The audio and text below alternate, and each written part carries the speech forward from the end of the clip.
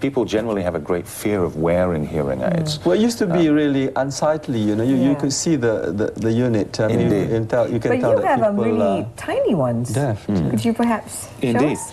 Well, times have changed. The big, ugly hearing aids are still around, but not used very often. So we have an instrument here, which is called a completely in the canal hearing If you aid. point it to camera one. This is a there you are. this is a custom-built hearing aid, which just sits inside the ear. Is that a hearing aid in there? I didn't even see it. Yeah. So it's a very tiny thing that can be made to be cosmetically highly acceptable, and yet still have a great performance. There you are.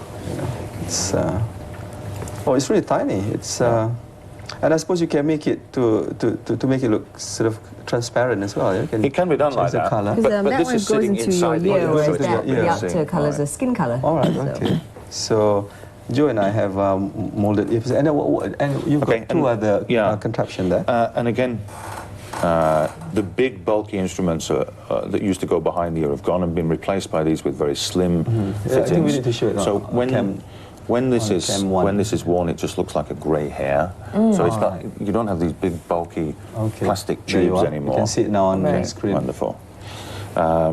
And of course, the size is also reducing. This is another one. It's more like you can hardly see it now on your screen. This is smaller again. So when this is worn, this really just disappears into the hairline. And again, this just looks like a hair coming down into the ear. This is called receiver in the ear technology. So that goes behind the... Actually, may I put it... May I try it on? Yeah. So I'll just... so this goes behind the ear. How much do these little things cost? Yeah. They vary in price. It depends on the level of technology that's being used. It depends on the level of hearing loss and many other factors. I mean, I can give you an indication. So you're starting at about 900 ringgit. So 900 ringgit for this. Most modern hearing aids, and they go up from there. But they can be quite expensive. So they can go up to 9,000 or 10,000 ringgit, depending on the level of technology that's being used. Now, do they often told that, you know, when we use those earpieces for our mobile phones, the microwave might actually scramble our brains. Is there any danger of this doing that to our brain? This is a different thing entirely. This is neither a receiver nor transmitter.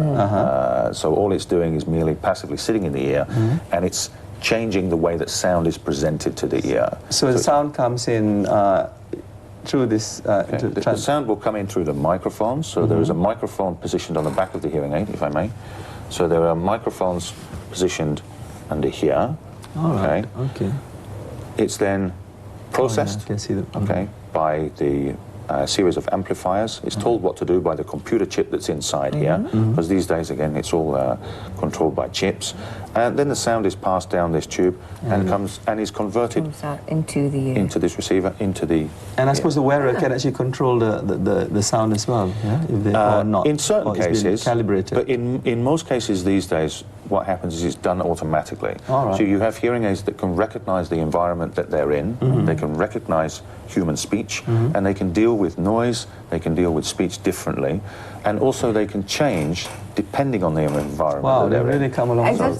Before you used to have to adjust knobs and, you know, all sorts of things. So the objective is to try and normalize somebody's hearing as far as possible. And of course our ears don't have a volume control, so it doesn't really make sense for the hearing aid to have one either. There are occasions where people need it, but in most cases these days people don't use volume controls. Okay.